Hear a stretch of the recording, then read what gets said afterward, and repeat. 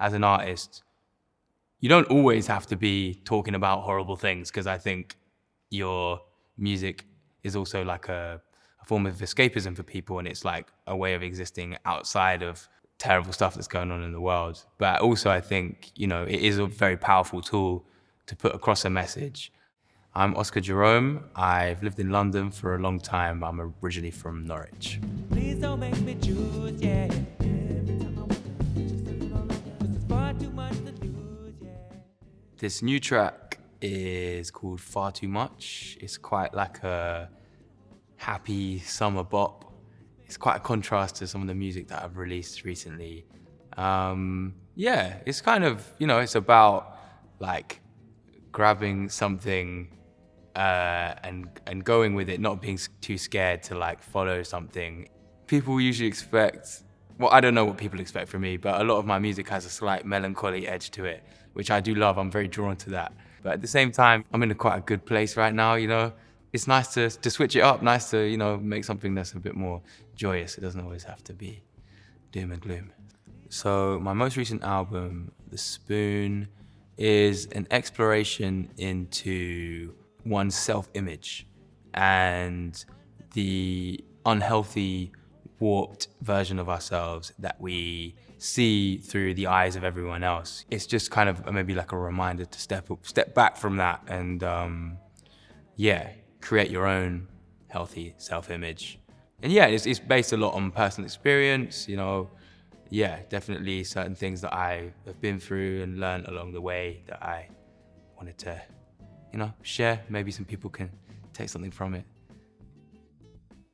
I was obsessed with Rage Against the Machine when I was a kid. Like, I loved this band. Well, I played a lot more heavy music when I was younger. I used to have like kind of funky rock bands. They opened my eyes to a lot of the injustices that are going on in the world. Like from a young age, it kind of like made me, more aware of like activism and what that really is, and how often to really make change, you have to kind of shake things up.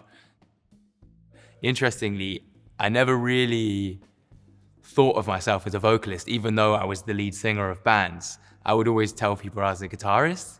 And it was only till relatively recently, I would say, I actually had the confidence to say to people, I am a guitarist and a vocalist, even though I'd released records where I was singing all over it. It was a weird one. I don't know. It was just like it was just a confidence thing, I think.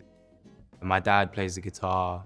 The first thing he showed me how to play was A major, the happy chord, and E minor, the sad chord, which I think probably did help me to have this emotional connection to music, because that was instantly like, oh, these things feel like this. Often I think chords, like chord sequences, are the things that inspire me the most. And when I hear harmony and that, I might think of then a drum beat that would work over that and melodies start flowing. But it usually starts from there. I suppose I'm just looking for people that have a depth to their musicianship that goes beyond just technical ability. Obviously, that's important, but I always want that kind of deeper emotional element to be there as well, because I think that's what speaks to me the most.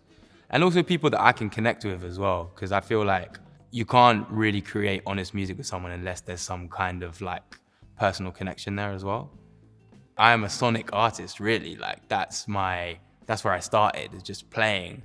But everything is so visual now, which is great, and I love that. But I think for me to really make that sustainable for me, I think I have to put my humor in there as well. Shooting a video where I'm like some strange character that's doing like weird things, I don't know, that just, it's just enjoyable to me. For example, like my song Sweet Isolation, I always had an image in my mind of me like walking through a barren landscape, and this kind of being like a dreamlike state, like the barren landscape of my mind. And in the end, we shot the music video in Iceland. But then other things kind of developed along the way. For example, like I've had this character, Jerry, who's kind of like run through the last album and some of the visuals. And on tour, I've been dressed as him. But that just kind of happened in a photo shoot where Malcolm Yang, who styles me a lot for stuff and does creative direction, he got me to wear this suit, and I had like slick back hair, and I just started talking in this like New Jersey accent, and he just became this character. We were like, no, this actually works. He's kind of like a tragic, slightly unhinged man who doesn't really know how to express himself, and like, yeah, we're like, we can work with that.